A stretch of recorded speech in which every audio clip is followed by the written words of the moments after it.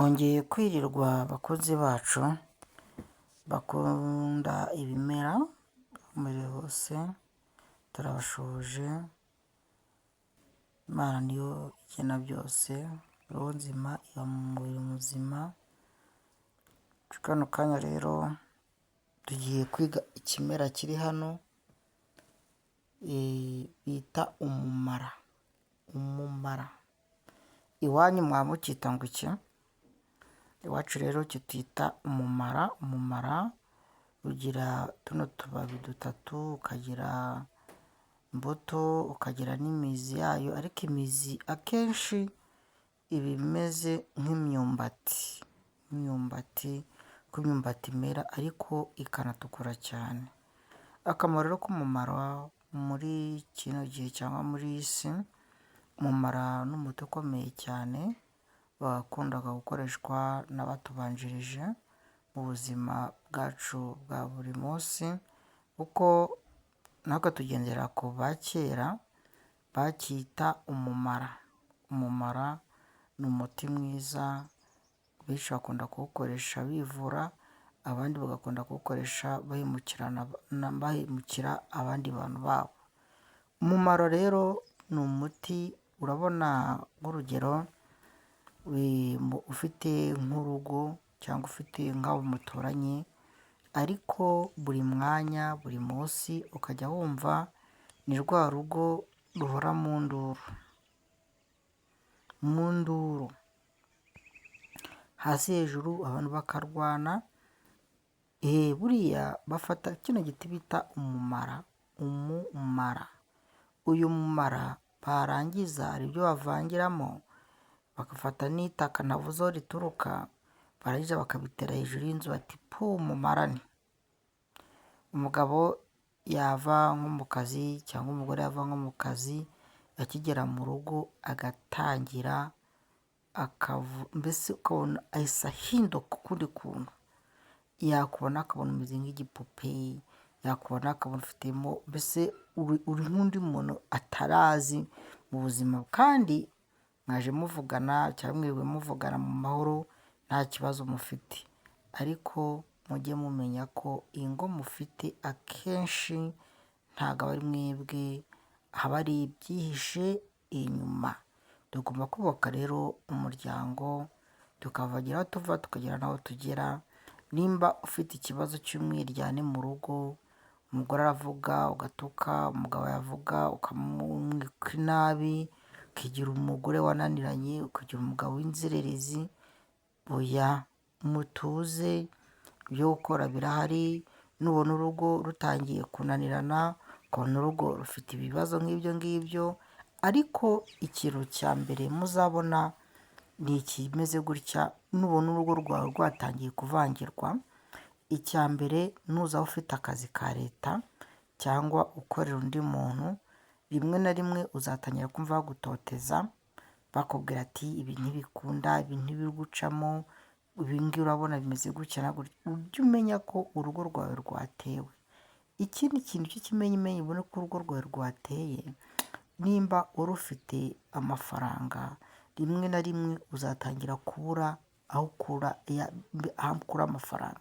Mu rugo hatangira hazamo ibibazo, impanuka ziri aho, uburwayi butangire kuza butandukanye, mutangire mwirukanke, mwivuze kwa muganga, mwivuze mu mapirive, mbese usange mu rugo harimo ibintu, mbese ubona harimo ibintu by'ibibazo.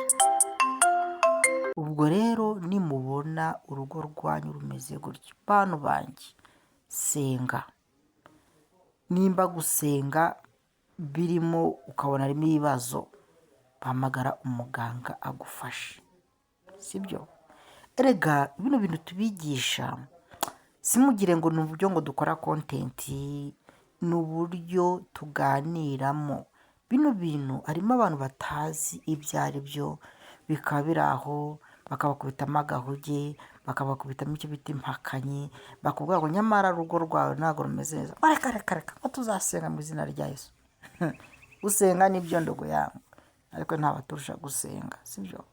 Ariko menya ikibazo aho kiri. Weho uri muri iyi viziyo, ariko ntabwo tuzi ba sokuru abari badukuriye bari hejuru bakoraga ibiki.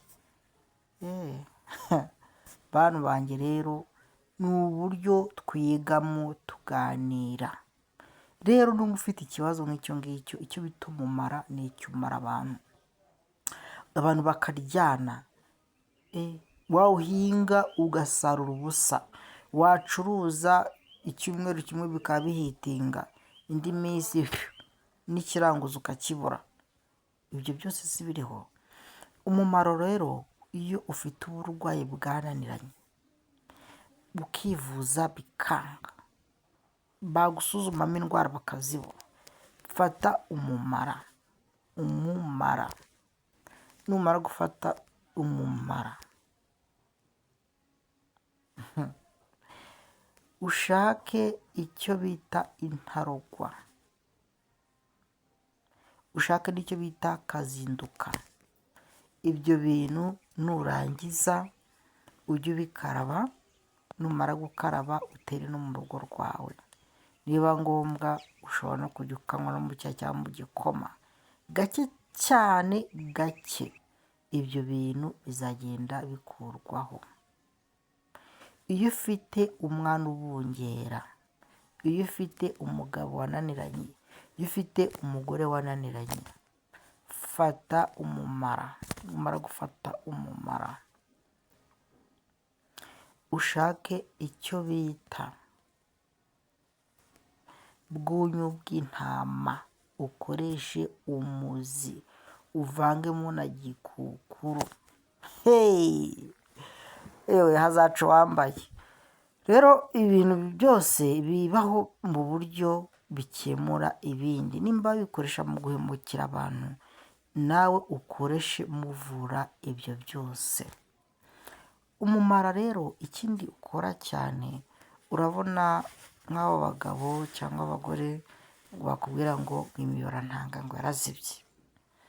Fata umumara.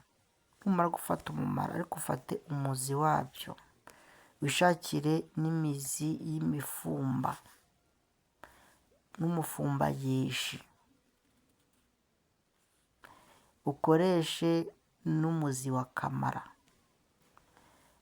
ujye unywaho agace k'akayiko. Ibyo bintu ntibizakunda kwera.